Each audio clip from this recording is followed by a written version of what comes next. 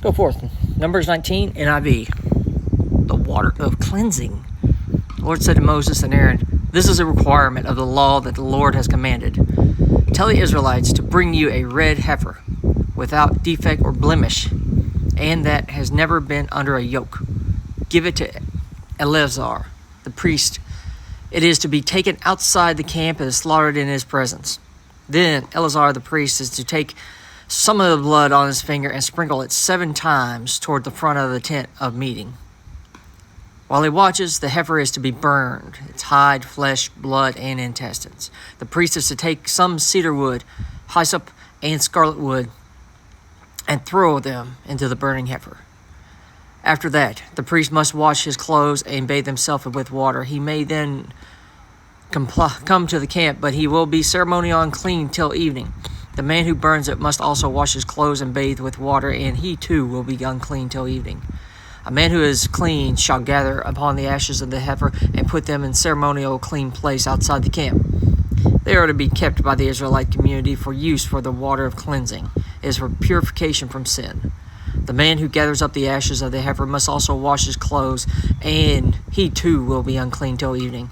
This will be a lasting ordinance for Israelites and for the foreigners residing among them.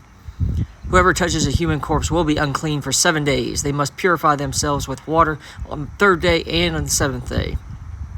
Then they will be clean. But if they do not purify themselves on the 3rd and 7th days, they will not be clean.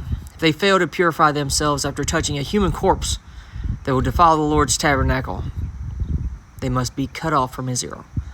Because the water of cleansing has not been sprinkled on them, they are unclean. Their uncleanness remains on them. This is the law that applies when a person dies in a tent. Anyone who enters a tent and anyone who has entered will be unclean for 7 days.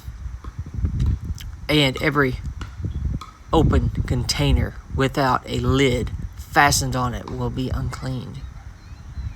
Anyone out in the open who touches someone who has been killed with a sword, or someone who has died natural death, or anyone who touches a human bone or a grave will be unclean for 7 days. For the unclean person, put some ashes on the burned purification offering in a jar and pour fresh water over them. Then a man who is ceremonially clean was take to a hyssop, dip it in the water, and sprinkle the tent and all the furnishings and the people who were there. He must also sprinkle anyone who has touched a human bone or a grave, or anyone who has been killed, or anyone who has died a natural death. The man who is clean to sprinkle those who are unclean to the 3rd and 7th days, and on the 7th day he is to purify them. Those who are being cleansed out must wash their clothes and bathe with water, and that evening they will be clean. But if those who are unclean do not purify themselves, they must be cut out from the community, because they have defiled the sanctuary of the Lord. The water of the cleansing has not been sprinkled on them, and they are unclean. This is a lasting ordinance for them.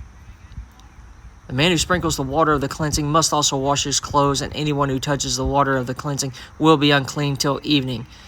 Anything that an unclean person touches becomes unclean, and anyone who touches it becomes unclean till evening.